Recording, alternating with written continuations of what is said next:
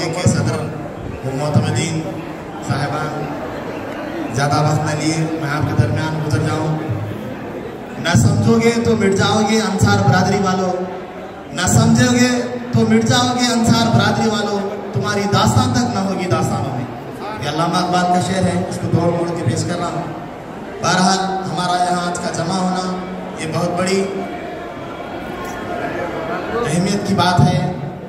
बहरहाल ये हमारे असलाफ की खिदमत का जज्बा है, हमारे असलाफ को खिदमत की उनकी खिदमत की काविशों का जज्बा है, काविशों का समरा है कि हम आज एक दूसरे एक प्लेटफॉर्म में जमा हुए और ये हल्के कमेटी जो हमें भूमगिर से दावत दी और यहाँ पर जितने अहबाब जमा हुए हैं ये एकजहती का सबूत है।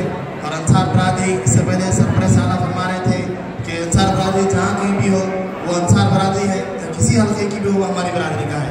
बहरहाल आपकी बात पर लब्बैक कहते